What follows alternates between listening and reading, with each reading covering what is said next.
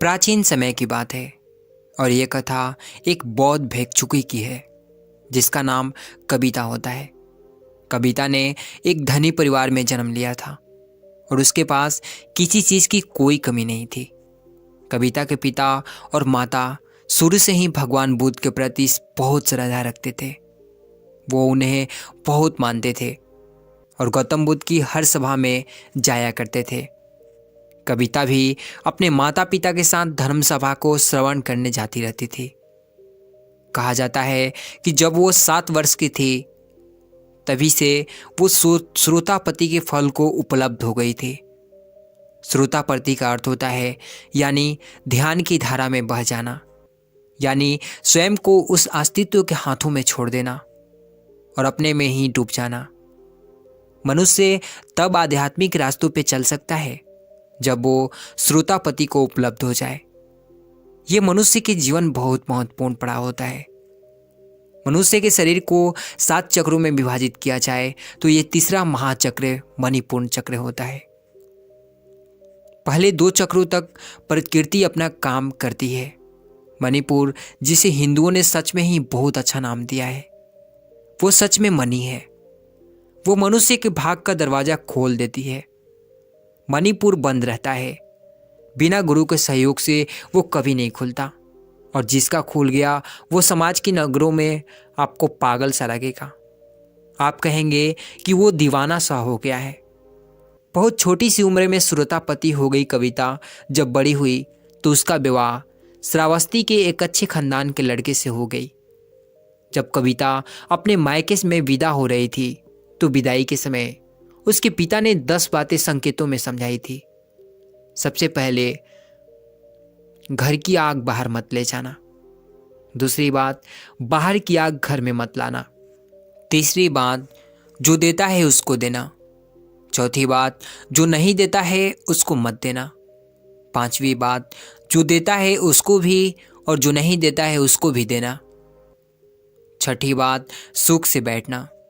7वीं बात, सुख से खाना। 8वीं बात, सुख से लेटना। 9वीं बात, अग्नि की परिचर्चा करना। 10वीं बात, कुल देवों की पूजा करना। और उस समय से ही माता पिता के बातों का गांठ बांधकर कविता ने अपने ससुराल में प्रवेश किया। उसे अपने पिता की दी हुई हर शिक्षा याद थी। भगवान का दिया हुआ सब कुछ, जो कुछ चाहिए था उसे, सब कुछ उसके पास था। लेकिन फिर भी कविता को उसको घर में एक कमी सी खलती रहती थी, और वो कमी थी भगवान की कमी। अब श्रावस्ती में भी रहकर भगवान की कोई महान श्रद्धा ना रखे, ये भी किसी चमत्कार से कम नहीं है। कपिल वस्तु में रहने वाली कविता ने श्रावस्ती में विवाह इसलिए किया था ताकि उसे वहां भगवान का दर्शन करने को मिले। यहाँ भगवान का अर्थ है भगवान बुद्ध से। आप कई कहानियों में ये सुन रखे होंगे, भगवान बुद्ध अक्सर श्रावस्ती में ही बिहरते रहते थे। अपने जीवन के 40 वर्षों से भी अधिक, 25 से अधिक वर्ष श्रावस्ती में गुजारे। कविता के ससुराल का माहौल ना तो बुद्ध का विरोधी था और ना ही उसका अनुयायी था। उसके पति और ससुर दोनों ही पूजा पाठ करके धन कमाया करते थे, लेकिन किसी ने भी आज तक किसी संत या भिक्षु को ना तो दान दिया था और ना ही उन्हें कभी भोजन करवाया था।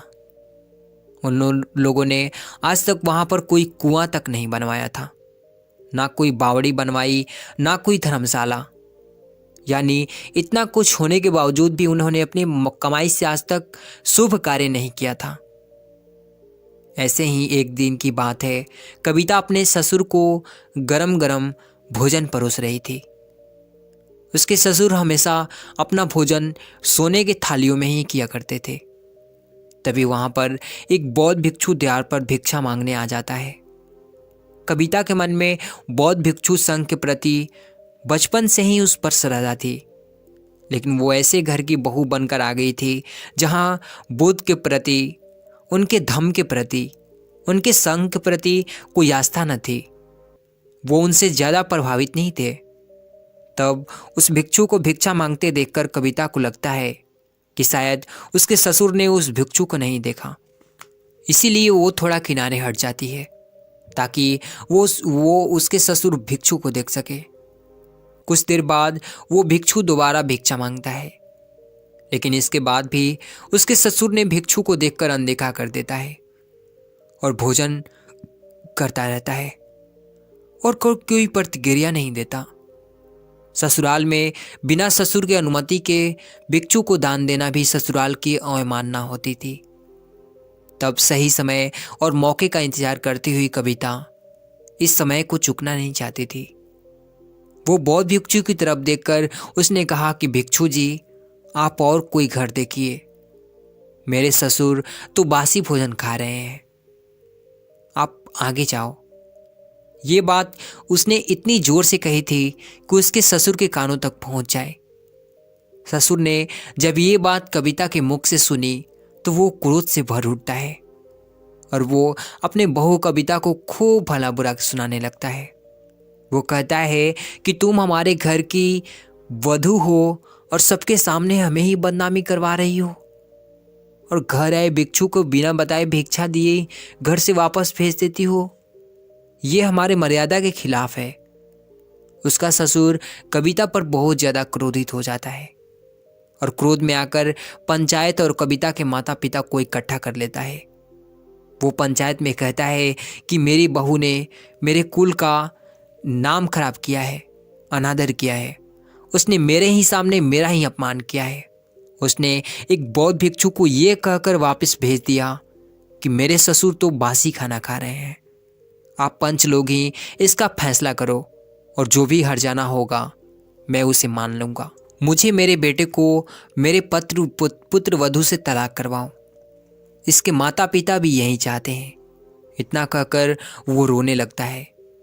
उसको रोता देख पंचायत ने कविता से पूछा कि बेटा, तुम सुशील हो, संस्कारी हो, ऊंच कुल की हो, पढ़ी लिखी हो, क्या इसी मर्यादा से समाज चल सकता है जहां बहू अपने ससुर की सेवा करना तो दूर की बात है, उनका मान सम्मान तक नहीं कर सकती?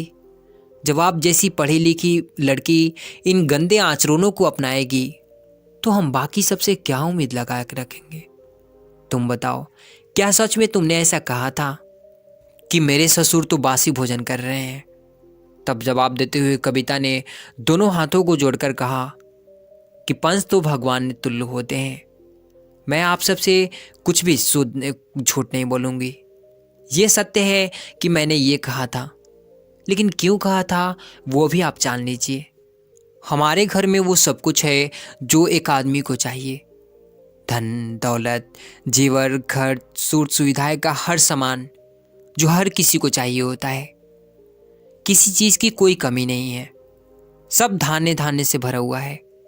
भगवान ने सब कुछ दिया है, लेकिन इसके बदले हमारे ससुर जी ने कोई दान दक्षिणा, कोई मदिर कुआं या बावड़ी, कभी भोज आदि कुछ नहीं करते। कभी कभी तो मुझे ऐसा लगता है कि ये किसी और जन्म की कमाई होगी इनकी, जिसे इस जन्म में ये अपना रहे हैं। कुछ बोया होगा पिछले किसी जन्म में, जिसे इस जन्म में काट रहे हैं। वरना इस जन्म में तो उन्होंने ऐसा कुछ भी नहीं किया जिसके बदले सुख वैभव भोग रहे हो। तो आप ही कहे कि मैंने क्या गलत कहा। मैंने तो उस बौद्ध भिक्षु से केवल इतना ही कहा था कि मेरे ससुर बासी खाना खा रहे हैं। तब आप लोग ही बताएं कि मैं कहाँ पर गलत हूँ, मैंने क्या गलती की है। और उसके ससुर से पंचायत कहती है कि तुम्हारी संपत्ति पर तुम्हारी बहू का कोई अधिकार है या नहीं। यदि है तो उसमें से कुछ उसे अपने धर्म के हिसाब से खर्च करने की आज्ञा आपको देनी चाहिए, क्योंकि बहू आपका अपमान नहीं कर रही थी, बल्कि आपको चिता रही थी। उस पंच की बात उसके ससुर उससे कहता है कि केवल यही एक बात नहीं है, और भी बातें हैं जिससे ये ज्ञात होता है कि ये हमारे घर की बहू बनने की काबिल नहीं है। पंचायत ने पूछा, जैसे कि जरा बताइए। तब वो कहता है कि मायके से विदाई के समय भी इसके पिता ने हमारे खिलाफ इसे भड़काया था। इसे इसके कानों में कुछ बातें कही थी जो मैंने सुन ली थी। वह वहीं पर खड़ी था पर्दे के पीछे। जब इसके पिता कान भर रहे थे तब पंचायत ने पूछा कि ऐसा क्या कहा था बताओ। तब वो कहता है कि इसके पिता ने कहा था कि घर की आग बाहर मत ले जाना। अब आप लोग ही बताइए कि हम घर गृहस्थी के लोगों के लिए ये संभव है कि अपना चूल्हा जलाने के लिए अपने आग मांग ली जाए, तो क्या हम इससे आग नहीं देंगे? ये तो आस पड़ोस में बैर पालने वाली शिक्षा है ना। तब पंचायत कविता से पूछती है, क्या ये सत्य है? क्या उन्होंने ऐसा कहा था? तब कविता उनसे कहती है कि ये सत्य है, लेकिन ससुर जी ने उनके अर्थों को गलत समझ लिया है। मेरे पिताजी मुझसे यह कह रहे थे कि जब अपने ससुराल में अपने सास ससुर देवर इत्यादि किसी से भी कमी दिख जाए तो उसे अपने घर से बाहर मत ले जाना। यदि घर में कभी लड़ाई झगड़ा हो जाए तो वो बात भी कभी घर के बाहर मत कहना। उनका ये अर्थ था इस बात से। बहुत की बात सुनकर उसका ससुर हैरान हो जाता है। तब वो कहता है कि बाकी शब्दों के क्या मतलब होते? उनके द्वारा कहे गए हर शब्द में से घर में बैर ही उत्पन्न होगी। तब कविता पंचायत से कहती है कि मेरे पिता के कहे हर शब्द का अर्थ ससुर जी ने गलत निकाला है। अब जब बात उन्होंने रखी है तो मैं बाकी सबका भी अर्थ बता देती हूँ। मेरे पिताजी ने बाकी संदेश में ये कहा था कि बाहर की आग कभी घर में मत लाना, अर्थात कि मेरे ससुराल की किसी भी परिजन की कोई बुराई कर रहा हो और यदि तुम उसे सुन लो तो इस बात को भी घर में मत कहना। ये एक बड़ी आग होती है, इससे घर में समस्या पैदा होती है।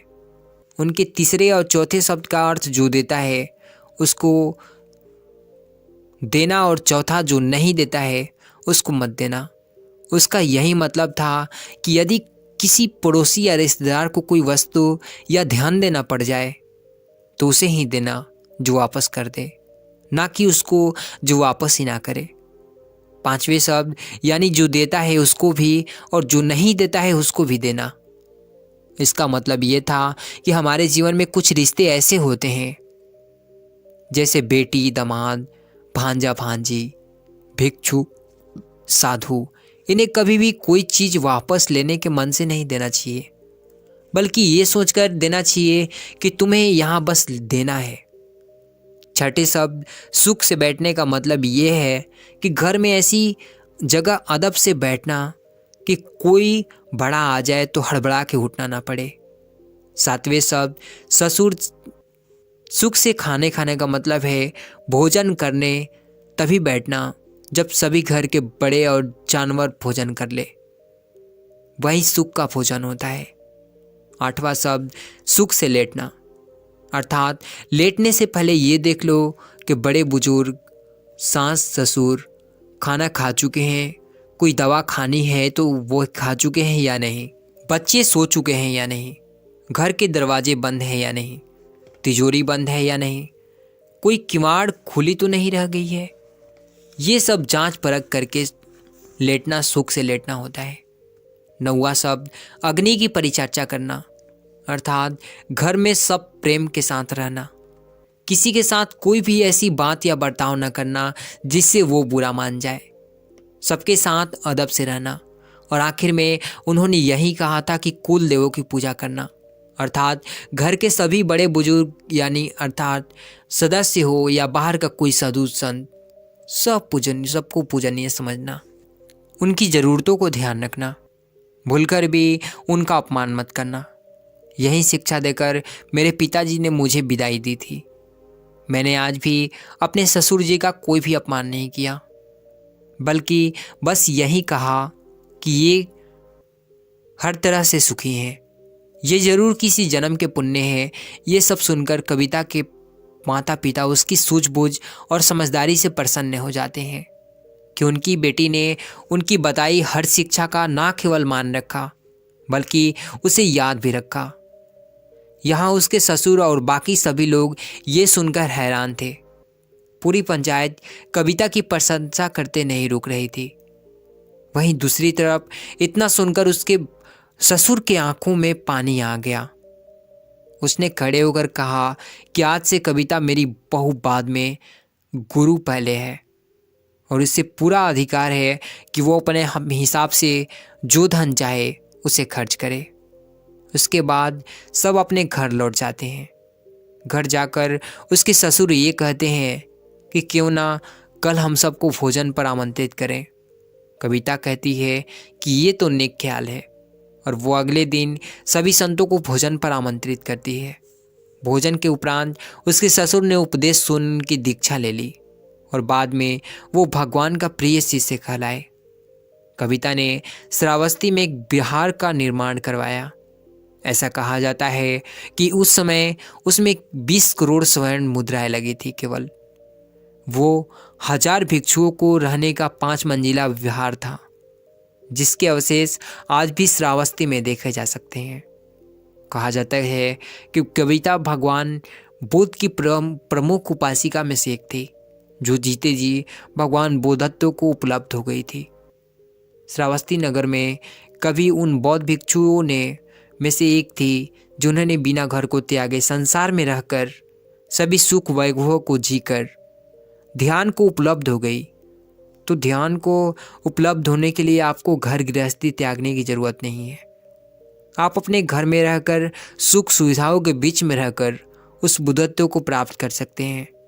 बस आपके मन में वो इच्छा, दृढ़ निश्चय और वो लगन होनी चाहिए, तभी आप यह कर पाएंगे। और इस कहानी से आपने जो कुछ भी सीखा कमेंट में ज़रूर बताना, और वीडियो को एक लाइक कर देना। एक बार एक गुरु अपने आश्रम में कुछ शिष्यों को जीवन में अनुशासित रहने की शिक्षा दे रहे थे। उपदेश पूरा होने के बाद सभी शिष्य अपने कार्य में लग जाते हैं। तभी उनके पास एक शिष्य आता है और कहता है कि महात्मा जी, मैं इतनों दिनों से आपके उपदेशों को सुन रहा हूँ। आज भी आपने अनुशासन में रहने के ऊपर उपदेश दिया। मैं जानना चाहता हूँ कि हमारे जीवन में अनुशासन का क्या महत्व है। हम जो शिक्षा लेते हैं उसका संबंध हमारे बौद्धिक स्तर से होता है, तो फिर इसमें अनुशासन का क्या महत्व? क्यों हम शिष्यों को अनुशासन की जंजीरों से बांध दिया जाता है? इसका कारण क्या है? इस बात पर वो महात्मा उस शिष्य से कहते हैं, तुम्हारे इस प्रश्न का उत्तर मैं आज नहीं फिर कभी और दूंगा। ये कहकर महात्मा वहां से चले जाते हैं। लेकिन शिष्य की उत्तर जानने के लिए बहुत उत्सुक था। वो उस समय तो लौट जाता है, लेकिन अगले दिन पुनः जब महात्मा सभा को संबोधित करते हैं तो शिष्य उनसे फिर से वही प्रश्न का उत्तर मांगता है। महात्मा फिर उसे कहते हैं कि आज नहीं कल इसका उत्तर दूंगा, और इतना कहकर उस सभा को समाप्त कर देते हैं। शिष्य पुनः शांत बैठ जाता है। अगले दिन जब फिर से सभी शिष्यों को उपदेश देने के लिए आते हैं तो वो भी फिर से उसी प्रश्न का उत्तर मांगता है। ये सुन वो गुरु उनसे कहते हैं कि बेटा, आज नहीं कल मैं इसका उत्तर दूंगा। गुरु और शिष्य के बीच 7 दिन तक लगातार ऐसा ही चलता रहता है। इससे शिष्य को हैरानी होती है कि गुरुजी मेरी बातों को बार बार कल पर क्यों टाल देते हैं, और वो कल कभी आता ही नहीं। इस बात से वो नाराज हो जाता है और फैसला करता है कि मैं कल के सभा में जाऊंगा ही नहीं। जब उस सभा में गुरुजी ने देखा कि वो शिष्य कहीं दिखाई नहीं दे रहा, तो बाकी शिष्यों से पूछते हैं कि वो शिष्य कहीं दिखाई नहीं दे रहा है। जब सभा पूरी होती है तो गुरुजी उस शिष्य के पास जाते हैं और वो देखते हैं कि वो कुटिया में आराम से लेटा हुआ है। जब वो गुरुजी को आते देखता है तो वो तुरंत उठकर बैठ जाता है। तब उससे गुरुजी पूछते हैं कि क्या हुआ वत्स, तुम आज सभा में क्यों नहीं आए? यह सुन शिष्य उनसे कहता है कि यदि आप मेरे प्रश्नों को उत्तर ही नहीं देना चाहते हो तो उस सभा में मेरे जाने का क्या मतलब बनता है। इसलिए मैं आपके सभा में शामिल नहीं हुआ। ये सब महात्मा कहते हैं कि मैं तुम्हारे सभी प्रश्नों का उत्तर अवश्य दूंगा, लेकिन आज नहीं कल हम सभी एक नगर की यात्रा पर जा रहे हैं। वहीं पर मैं तुम्हें तुम्हारे प्रश्नों के उत्तर दूंगा। ये सुनकर शिष्य को अच्छा लगता है और वो गुरु से कहता है कि ठीक है गुरुदेव, मैं भी अवश्य जाऊंगा। फिर अगले दिन महात्मा और उनके कुछ शिष्य किसी नगर की यात्रा पर निकलते हैं। चलते चलते मार्ग में एक नदी पड़ती है और वो सभी वहीं पर रुक जाते हैं और सभी हाथ पैर धोने लगते हैं। महात्मा उन सभी शिष्यों से कहते हैं कि कुछ समय तक आप सब यहीं विश्राम कर लो। सभी शिष्य उनकी आज्ञा अनुसार बैठ जाते हैं। तभी गुरुजी उस शिष्य को बुलाते हैं जो अपने प्रश्न को उत्तर जानना चाहता था और उससे कहते हैं कि ये देखो इस नदी को, इसमें कितनी ऊंची लहरें उठ रही हैं।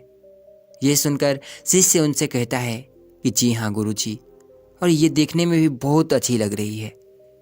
फिर महात्मा दोबारा उससे कहते हैं कि क्या तुम जानते हो कि इस नदी की यात्रा कहाँ से कहाँ तक होती है? ये प्रश्न सुन शिष्य उत्तर देता है कि हाँ महात्मन, यह नदी किसी दूसरे किनारे से शुरू होकर सागर में विलीन हो जाती है। ये सुन महात्मा कहते हैं कि अब ये बताओ कि यह नदी दूर दूर तक यात्रा करती है, लेकिन इस नदी के अगर दोनों किनारों ना होते तो क्या वो इतनी लंबी यात्रा कर पाती? इस प्रश्न के उत्तर पर शिष्य कहता है कि नहीं महात्मन, ये संभव ही नहीं है, क्योंकि बिना किनारे का इतनी लंबी यात्रा कैसे कर पाएगी? ऐसी परिस्थिति में तो नदी का सारा पानी अलग अलग हो जाएगा, सब जगह पानी बिखर जाएगा, साथ ही न जाने कितनी तबाही भी होगी। ये सुन महात्मा कहते हैं कि बताओ कैसी तबाही? शिष्य कहता है कि यदि नदी के पास किनारा नहीं होगा तो चारों तरफ केवल पानी होगा। जो किनारे द्वारा लोगों को जल मिलता है वो नहीं मिलेगा। कहीं बाढ़ आएगी, कहीं पानी ना जाने के कारण सूखा पड़ जाएगा, किसी की फसल खराब होगी तो कोई प्यासा रह जाएगा। न जाने कितनी ऐसी समस्याएं होंगी जिनके घर तबाह हो जाएंगे। ये सुन अब महात्मा कहते हैं कि यानी कि नदी के पानी के लिए किनारा अनिवार्य है। ये सुन शिष्य कहता है कि हाँ, नदी यदि अपने किनारे के सहारा चलेगी तो दूर तक जाएगी, लंबी यात्रा करेगी, हर किसी के पास पहुंचेगी। शिष्य की बात सुन गुरु कहते हैं कि तुमने बात बिल्कुल सही कही, मैं तुम्हारी इस उत्तर से पूरी तरह से संतुष्ट हुआ। ये सुन शिष्य कहता है किंतु अभी तक आपने मेरे प्रश्नों का उत्तर नहीं दिया। ये सुन तब महात्मा कहते हैं तुम्हारे प्रश्नों का यही उत्तर है वत्स। जिस प्रकार नदी को सही दिशा में बढ़ने के लिए किनारों की आवश्यकता है, उसी तरह जीवन में अनुशासन की भी आवश्यकता है। व्यक्ति के जीवन में यदि अनुशासन का अभाव होगा, व्यक्ति उसे नहीं समझेगा तो उसके जीवन की ऊर्जा बिखरती जाएगी। उसकी शरीर व मन निष्प्राण और निस्तेज होते जाएंगे। यदि व्यक्ति अपने लक्ष्य की तरफ बढ़ना चाहता है, कुछ करना चाहता है, कुछ पाना चाहता है, तो उसके लिए केवल लक्ष्य पर ही ध्यान लगाना ही नहीं और अन्य चीज़ों पर भी ध्यान लगाना जरूरी है, जिससे धैर्य, एकता, साहस के साथ अनुशासन भी जरूरी है। अनुशासित व्यक्ति ही जीवन में अपने समय का महत्व समझते हुए हर चीज़ को परखते हुए आगे बढ़ सकता है। तुम एक शिष्य हो, अपनी शिक्षा भी ले रहे हो। यदि आज ही तुम अनुशासन में नहीं रहोगे, नियमों का पालन नहीं करोगे, तो तुम्हारी सफलता प्राप्त करना नामुमकिन है, क्योंकि तुम भटक जाओगे। यदि तुम अनुशासन में रहोगे तो आसानी से विद्या को आत्मसात कर लोगे। अनुशासन हर व्यक्ति के जीवन में आवश्यक है। सुबह उठने से लेकर रात सोने तक का कार्य अनुशासन में करना आवश्यक है। जब एक व्यक्ति अनुशासन का पालन करता है तो वह हर तरह से सभी के लिए प्रेरणा बनता है। एक व्यक्ति अनुशासन का पालन करता है तो उसे देखकर अनेक लोग अनुशासन का पालन करना सीखते हैं। यदि तुम सही दिशा में हो तो लोग तुम्हें देखकर उसी दिशा में पार हो जाएंगे। बहुत सरल सी बात है कि एक अनुशासित व्यक्ति की छवि हर व्यक्ति को उसकी ओर आकर्षित करती है, उसके कार्य की ओर आकर्षित करती है। समय के साथ अपने कार्यों को पूरा करना अनुशासन है। अब तुम समझे कि जीवन में अनुशासन क्यों जरूरी है। आप चाहे कोई भी संसारिक जीवन जीने वाले हो या फिर एक सन्यासी हो, अनुशासन सबके लिए अनिवार्य है। अनुशासन में रहकर ही तुम जीवन में सफल हो सकते हो, लक्ष्य की प्राप्ति कर सकते हो। यह कहकर महात्मा अपनी बातों को पूरा करते हैं और यहाँ महात्मा की पूरी उपदेश सुन शिष्य को सारी बातें समझ में आ जाती है कि वो उसे क्या समझा रहे हैं और वो पूरी तरह से खुश और संतुष्ट होकर महात्मा के साथ यात्रा शुरू करता है। और इसी के साथ हम इसमें दूसरी सीख की ओर चलते हैं। एक नगर में एक सुजीत नाम का अछूत लड़का रहता था। वो एक साधारण घर से था और उसी नगर की सारी गंदी नालियों और गड्ढों को साफ किया करता था। उस नगर के लोग उसे अछूत की दृष्टि से देखते थे। कोई उसे जल्दी ना तो अपने घर आने देता, ना उनसे बात करता। सबकी नज़र में वो एक अछूत और गंदगी साफ करने वाला लड़का था। सुजीत ये बात बहुत अच्छे से जानता था और वो इस सत्य को स्वीकार भी कर रहा था। वो जल्दी किसी से बात नहीं करता, बस अपने काम से काम रखता। एक बार हमेशा सुजीत गली गली घूम नालियों को सफाई कर रहा था। तभी महात्मा बुद्ध और उनके कुछ भिक्षु उसी नगर में से भ्रमण करते हुए आ रहे थे। बुद्ध की ख्याति अब तक पूरे नगर में फैल चुकी थी। सभी उन्हें देखते ही पहचान लेते। सुजीत भी दूर से ही अपने शिष्यों के साथ इस नगर में प्रवचन के लिए आए हैं। वो वहाँ से हट जाता है और बुद्ध आगे बढ़ने लगता है। सुजीत के मन में बुद्ध को देख के ये ख्याल आ जाता है कि बुद्ध तो एक राजघराने से हैं, वो बहुत ही उच्च कुल के हैं। कहाँ मैं अछूत, मुझे तो बुद्ध के सामने भी नहीं जाना चाहिए। यही सोचकर वो वहाँ से आगे बढ़ जाता है। बुद्ध और उनके भिक्षु आगे बढ़ते हुए आ रहे थे।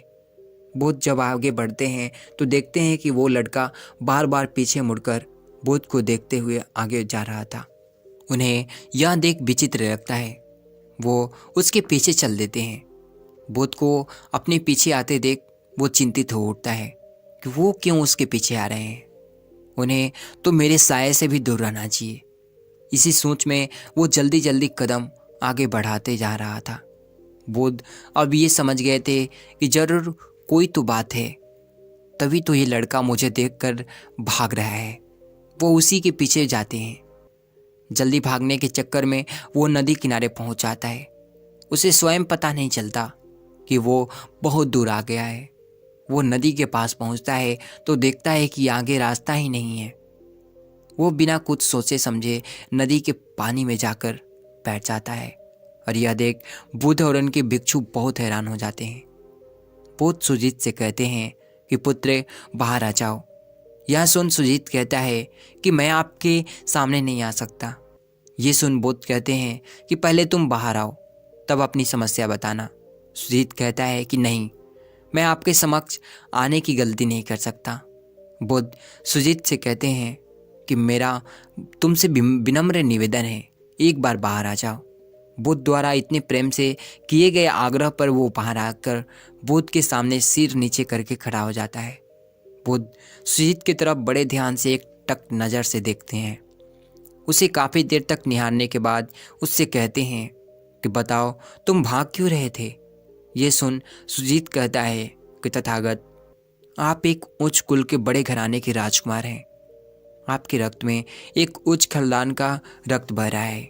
यही नहीं, आपके पास शिष्य भी तो ऊंचे घराने के हैं और मैं एक अछूत गंदी नाली साफ करने वाला। मेरा आपके सामने आना भी आप सबको पूरी तरह से अपवित्र कर देगा। मैं जानता हूँ कि आपके संग में केवल अच्छे वर्ग के भिक्षु हैं। सुजीत की बात सुन महात्मा बुद्ध मुस्कुराने लगते हैं और वो सुजीत के समक्ष जा उनके सिरों पर हाथ रख देते हैं। ये देख सुजीत भावुक हो जाता है क्योंकि किसी ने पहली बार उसे स्नेह भरी नज़रों से हाथ रखा था, ना कि उसे अछूत कहकर उसका तिरस्कार किया था। ये देख वो उनके चरणों में गिर जाता है और कहता है कि हे बुद्ध, कृपया आप मुझे भी दीक्षा दीजिए। मैं भी आपका अनुयायी बनना चाहूँगा। कृपया इस तुच्छ अछूत पर कृपा करें। यह सुन बुद्ध कहते हैं कि मैं तुम्हें स्वयं के संग में शामिल करूँगा, लेकिन उससे पहले स्वयं को ये अछूत कहना बंद करना होगा। तुम स्वयं को सबके सामने सबके सम्मान मानो। तब सुजीत कहता है कि ये कैसे संभव है प्रभु, मैं एक गंदगी साफ करने वाला कैसे सभी के सामने बराबरी कर सकता हूँ। यह सुन बुद्ध कहते हैं कि यही तो गर्व की बात है। लोग तो अपने घर की सफाई करते हैं, वहाँ की गंदगी फेंकते हैं, लेकिन तुम तो सबकी गंदगी साफ कर रहे हो। तुमसे बड़ा कौन है। तुम स्वयं एक अच्छा काम कर रहे हो।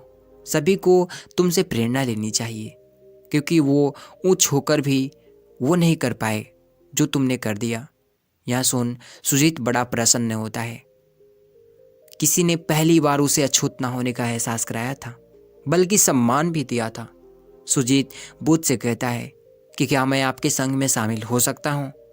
बुद्ध कहते हैं कि बिल्कुल। बुद्ध के संघ द्वार हमेशा सबके लिए खुले रहते हैं।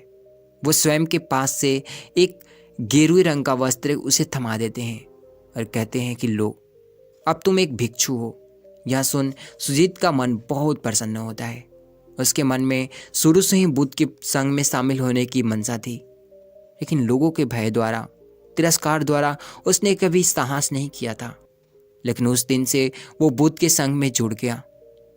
कुछ ही दिनों बाद ये बात उस नगर में आग की तरह फैल गई कि बुद्ध ने एक अछूत लड़के को अपने संग में शामिल कर लिया है।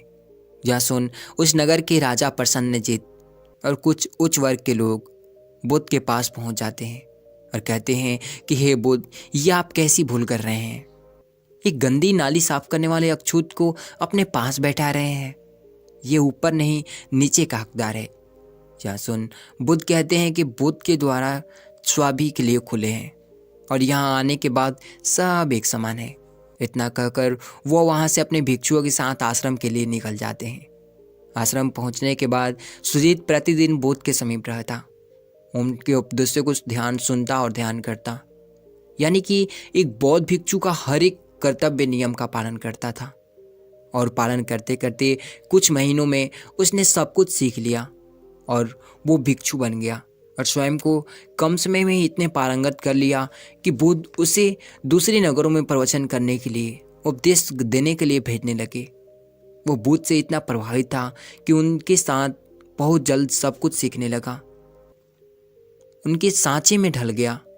एक बार बुद्ध ने सुजीत को बुद्ध स्वयं के संग के सभी शिष्यों को उपदेश देने के लिए कहा था। आज्ञानुसार सुजीत बैठकर उपदेश दे रहे थे कि तभी आश्रम में राजा प्रसन्नजीत का आगमन होता है। बुद्ध से मिलने के लिए वो राजा प्रसन्नजीत आते हैं। तभी वो देखते हैं कि जिस लड़के को सब अछूत कहते थे वो सभी को उपदेश दे रहा है। राजा भी बैठकर उपदेश सुनने लगते हैं। उसकी उपदेश सुन बहुत ही हैरान हो जाते हैं। वो सुजीत के उपदेशों से बहुत प्रभावित होते हैं और तब वो बुद्ध की समझ आकर कहते हैं कि सत्य कहते हैं आप तथागत। व्यक्ति की जाति नहीं, उसके गुण और कर्म को देखना चाहिए, उसे टटोलना चाहिए। और तब राजा प्रसन्नजीत सुजीत की प्रशंसा कर लौट जाते हैं। सुजीत बुद्ध को धन्यवाद देते हुए कहता है कि आज आपके कारण मुझे ये सम्मान मिला तथागत। बुद्ध उसे समझाते हुए कहते हैं कि नहीं सुजीत, ये तुमने स्वयं पाया है, ये सब तुम्हारे परिश्रम और लगन का फल है। और इसी तरह सुजीत बौद्ध संघ में ही अपना जीवन दे देता है और इस कारण बौद्ध संघ के द्वार सभी के लिए, छूत व छूत वर्ग के सभी लोगों के लिए खुले रहते थे। तो कैसी लगी यह कहानी और ये 2 सीख कमेंट में ज़रूर बताना और इस कहानी का साथ अगली कहानी का भी मजा लेते रहिए। धन्यवाद। प्राचीन समय की बात है। एक गांव में सबल नाम का एक आदमी रहता था। वो अपने जीवन से बहुत निराश था। उसकी निराशा का कारण ये था कि वो अभी तक कुछ भी नहीं करता था। उसके घर वाले दूसरे का उदाहरण देकर उसको ताना मारते थे और कहते थे कि वो सब तो कामयाब हो गए और तू यहीं का यहीं रह गया। जब भी वह कहीं बाहर जाता तो लोग उससे पूछते कि तुम क्या कर रहे हो भाई, और उसे ये कहने में बहुत शर्म महसूस होती कि वो अभी तक कुछ नहीं कर रहा, कुछ करने की कोशिश कर रहा है। धीरे धीरे उसने लोगों से मुंह छिपाना शुरू कर दिया। उसका दुख इतना बढ़ा था कि उसको लगता था कि वो धरती पर एक बोझ है और उसके वश में कुछ भी करना नहीं है, वो कुछ कर ही नहीं सकता। तो वो जीकर क्या करेगा, उसे मर जाना चाहिए। वो अकेले में बैठकर रोता और भगवान को दोष देता। एक दिन नगर में एक गुरु को देखा जो दुख के ऊपर अपना प्रवचन दे रहे थे। गुरु कह रहे थे कि दुख एक गुरु की तरह होता है जो आपके जीवन के बारे में बात समझाता है और आपको सही से जीने का तरीका बताता है। आप चाहे तो दुख रूपी गुरु से अपना जीवन सीख सकते हैं या दुख में डूबकर बैठे बैठे रो सकते हैं। सबल भी ये बातें सुन रहा था। जब उपदेश खत्म हुआ तो उसने गुरु से कहा, दुख कुछ सिखाकर नहीं जाता बल्कि पीड़ा देकर जाता है। दुख की पीड़ा अनंत होती है। ऐसा लगता है कि इसके बाद कुछ नहीं मिलने वाला, कुछ नहीं होने वाला। मृत्यु भी उसके सामने कम पड़ जाती है। गुरु ने पूछा कि क्या दुख है तुम्हें? सबल ने अपनी सारी परेशानी गुरु को बता दी और कहा कि मेरे दुख का आपके पास कोई समाधान है ही नहीं गुरुदेव। गुरु ने मुस्कुराकर कहा कि जब जीवन में असली दुख आए तब मेरे पास आना, मैं इसका समाधान अवश्य करूंगा। ये कहकर गुरु वहां से चले गए। सबल ने सोचा कि क्या मेरा दुख असली नहीं है? क्या ये जो मैं दुख झेल रहा हूं ये दुख नहीं है? कोई भी मेरे दिल का दर्द नहीं समझता, मेरे घरवाले भी नहीं समझते हैं, तो गुरु क्या खाक समझेंगे? अपने दुखों से परेशान होकर सबल ने निर्णय लिया कि वो कुछ करके दिखाएगा। उसने एक छोटा सा व्यापार शुरू किया। उसे उसके व्यापार में सफलता नहीं मिल रही थी, पर उसके घरवाले बहुत खुश थे कि वो कुछ तो प्रयास कर रहा है। धीरे धीरे उसे सफलता मिलने लगी और फिर उसने रफ्तार पकड़ ली। वो 2 सालों के भीतर ही एक बड़ा व्यापारी बन गया। अब आसपास के काफ़ी लोग जो उसे पसंद करते थे, जो उसकी चिंता करते थे, जो उसकी कार्यों की सराहना करते थे। उसके माता पिता भी अपने बेटे की प्रशंसा करते करते नहीं थकते थे। उसके मित्रों की संख्या दिन ब दिन बढ़ती जा रही थी और वो बहुत खुश था। फिर उसके बाद कुछ दोस्तों ने उसे सलाह दी कि उसे अपना व्यापार और बड़ा करना चाहिए।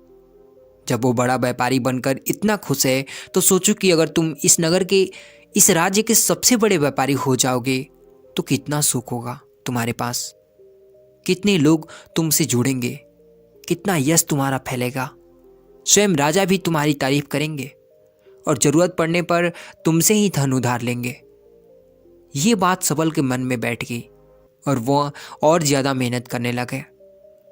लेकिन ये सब उसे बहुत जल्दी चाहिए था। ज़्यादा समय वो बर्बाद नहीं करना चाहता था।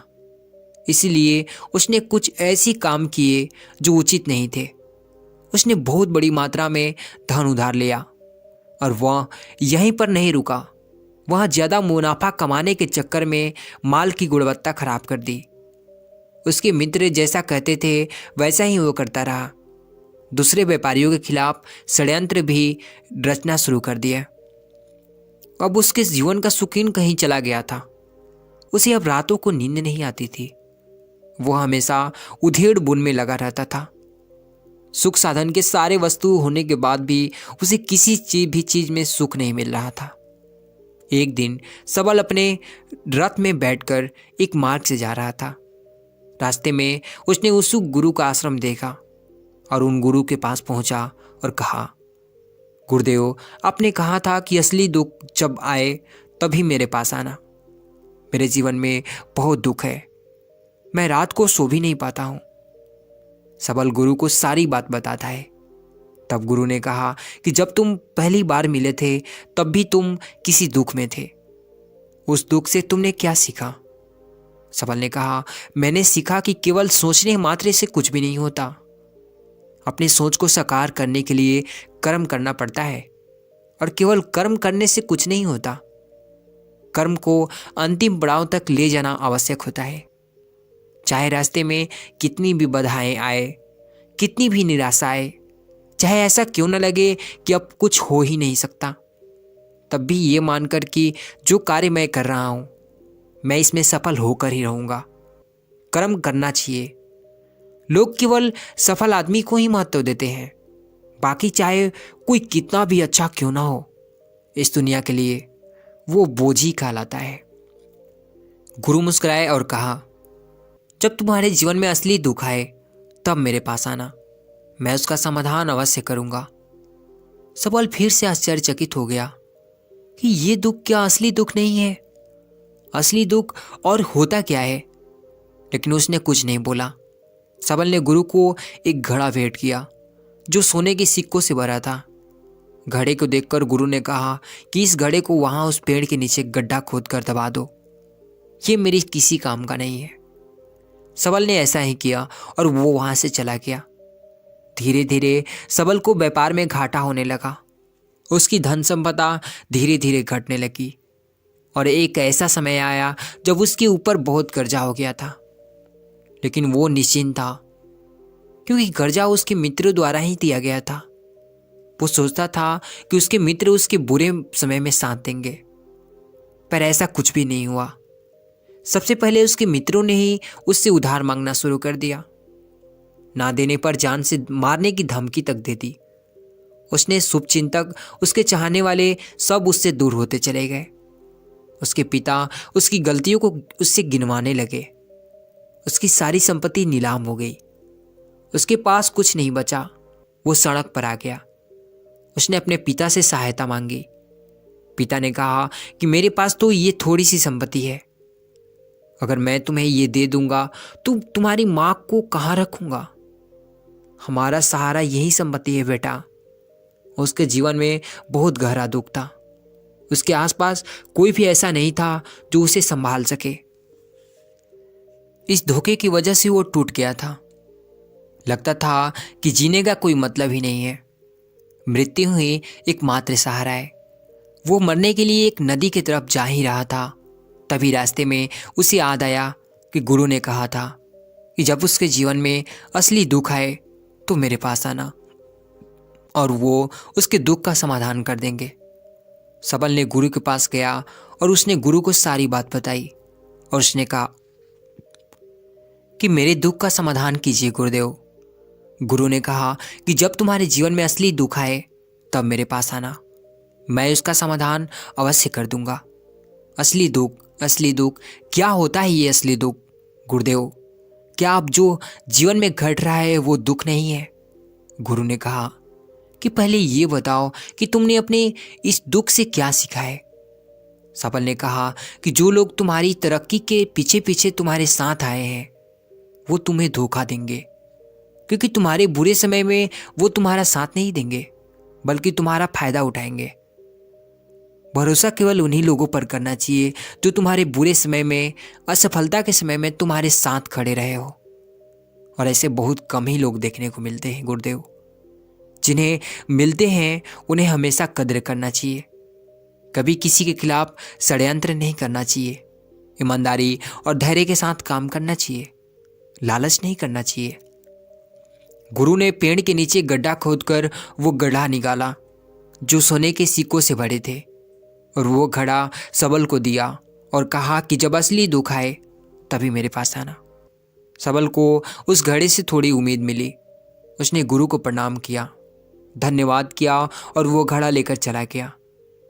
उस धन से उसने दोबारा व्यापार शुरू किया और वो अब छोटा व्यापारी बनकर ही खुश था और फिर से ईमानदारी से व्यापारी करके बड़ा खुश था। उसका जीवन खुशियों से भरा था। लेकिन आप कितने ही अच्छे हैं, कितने ही अच्छा काम करते हैं, दान करते हैं, पुण्य करते हैं, लोगों की मदद करते हैं, जीवन में दुख सबके आता है। तो सबल के जीवन में फिर से दुख आया। उसके माता पिता की मृत्यु हो गई। वो दोनों एक ही दिन मृत्यु को प्राप्त हो गए। सबल अपने माता पिता से बहुत प्रेम करता था, इसीलिए उसे बहुत गहरा आघात लगा। वो उन्हें शमशान ले गया, वहां पर उनकी अंतिम क्रिया की। सबल ने उन्हें जब चिता में जलते हुए देखा तो उसका मन बेचैन हो उठा। उसके मन में हजारों सवाल खड़े हो गए। वो घर वापस आया तो उसके अपनी माता पिता की संपत्ति को देखा, जिसके लिए वो हमेशा लड़ते रहते थे। आज वह लवारिस की तरह पड़ी थी। उसकी देखरेख करने वाला, उसे देखने वाला कोई नहीं था। उसके पिता ने जो संपत्ति इकट्ठा किया था वो यहीं पर रह गया। एक दिन पहले एक अपनी संपत्ति के लिए किसी से भी लड़ने के तैयार थे, लेकिन आज सब कुछ समाप्त हो चुका था, सब कुछ खत्म हो चुका था। उसका मन बहुत बेचैन हो रहा था। लग रहा था जैसे कुछ खाली है, कुछ अकेलापन जैसा है, कुछ डर है, कुछ है जो समझ नहीं आ रहा। इसलिए वह गुरु के पास पहुंचा। गुरु ने सबल को देखते ही कहा कि क्या कोई दुख है? सबल ने कहा कि जीवन में वैसे तो कोई दुख नहीं है गुरुदेव, सब ठीक ही है, सब सुखी है। पर आज आज मेरे माता पिता की मृत्यु हो गई और मेरा मन बहुत दुखी है। गुरु ने कहा, इसमें दुखी होने वाली क्या बात है? एक दिन तो सबके प्रियजनों को मर जाना ही है। जीवित तो यहाँ पर कोई भी नहीं रहा और ना ही कोई रहेगा। तुम भी एक दिन मर जाओगे, हो सकता है कल, या कहो आज, या कहो अभी भी मर सकते हो। सबल ने कहा कि गुरुदेव, आप ये क्या कह रहे हैं? मैं भी मर जाऊंगा? अरे मैं तो अभी जवान हूँ। गुरु ने कहा कि प्यारे, इस भ्रम में मत जीना कि मृत्यु केवल बूढ़ों को आती है। बूढ़ों के सामने जवान भी मर जाते हैं, बच्चे भी मर जाते हैं। मृत्यु का कोई किसी से लेना देना नहीं है। गुरु के मुख से ये बातें सुनकर सबल वहां से चुपचाप चला गया, पर उसका मन जैसे बेचैन हो गया था। वो कुछ खालीपन सा महसूस कर रहा था। दिन रात वो अपने ही बारे में सोचता रहता कि वो क्या कर रहा है, वो क्या है, क्यों है, कैसे है, हम क्या है, हम क्या करने आए हैं यहाँ पर? क्या बस चीजों को उपभोग करना और मर जाना ही जीवन का असली मतलब होता है? उसे कोई जवाब नहीं मिल रहा था और उसका दुख बढ़ता ही जा रहा था। कुछ दिन बाद वह वापस गुरु के पास पहुंचा और गुरु को सारी बात बता दी। गुरु मुस्कुराए और गुरु ने कहा कि आज पहली बार तुम्हारे जीवन में असली दुख उत्पन्न हुआ है। वास्तव में यही है जो दुख कहलाने लायक है, कि हमें पता ही नहीं है कि हम क्या कर रहे हैं, क्यों हैं, कैसे हैं, कौन हैं हम और हमें क्या करना चाहिए। सबल ने कहा, गुरुदेव मेरे दुख का समाधान कीजिए। गुरु ने कहा कि हम सब जीवन भर ये क्या इकट्ठा करते रहते हैं। सबल ने कहा कि गुरुदेव, सभी लोग धन, संपत्ति, मान, सम्मान, प्रेम, परिवार, मित्र, शत्रु, पद, प्रतिष्ठा इकट्ठा करते रहते हैं।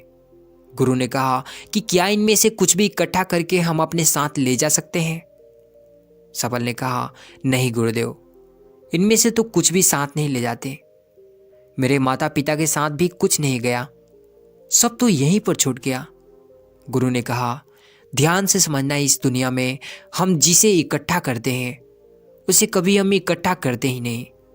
सभी चीज़ों को देखते हैं लेकिन उसे देखने देते ही नहीं। जिसे हमें इकट्ठा करना है वो है हम खुद।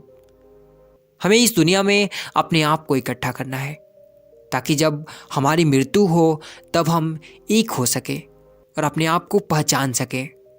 हम बटे हुए हैं प्रेम में, नफरत में, क्रोध में, क्रूरता में, धन में, संपत्ति में, पद में, प्रतिष्ठा में, सम्मान में, पहचान में, धर्म में, जाति में, दूसरों को लूटने में और अपने आप को लुटाने में।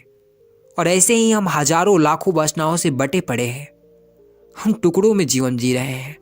हमारी चेतना कभी भी एक नहीं हो पाती। हमारी ऊर्जा शक्ति बिखर गई है, इसलिए हमारे पास भी इतना समय नहीं है, इतनी भी शक्ति नहीं है कि हम मुड़कर अपनी ओर देख सकें। वास्तव में जिन्हें दुख दुख कहकर जिंदगी भर चिल्लाते रहते हैं और उनका समाधान खोजते रहते हैं, उन्हें उनका समाधान कभी मिलेगा ही नहीं, क्योंकि जिन्हें वो दुख कहते हैं वो दुख है ही नहीं। इसलिए यहाँ पर कभी भी किसी को उनके दुख का समाधान नहीं मिलता। वो बस एक परिस्थिति से छूटकर दूसरी परिस्थिति में फंस जाते हैं। जैसे वो पहले समस्या से रो पड़ते थे वैसे ही वह दूसरी समस्या में रो पड़ते हैं। हमेशा ही एक समाधान नजर आता है और वो है मृत्यु, और वो भी कोई समाधान नहीं है। इसलिए इन सब का परमात्मा परम समाधान चाहिए तो अपने आप को इकट्ठा करो, अपनी ऊर्जा को इस संसार से वापस खींचो, उसे एकत्रित करो और अपने ऊपर ध्यान दो, अपने पर ध्यान लगाओ। मृत्यु से पहले अपने आप को पहचान लो, ऐसे ही बिखरे हुए मत चले जाना। सबल ने कहा, तो क्या गुरुदेव अब ये संसार छोड़ देना चाहिए, अपनी इच्छाओं को मार देना चाहिए, धन संपत्ति इकट्ठा नहीं करनी चाहिए? कहा क्या हमें यहाँ पर किसी से प्रेम नहीं करना चाहिए?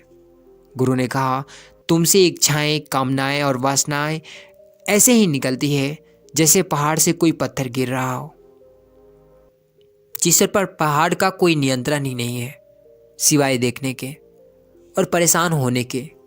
जब तुम एकत्रित हो जाते हो तब जो भी तुम करते हो वो सब तुम्हारे नियंत्रण में रहता है।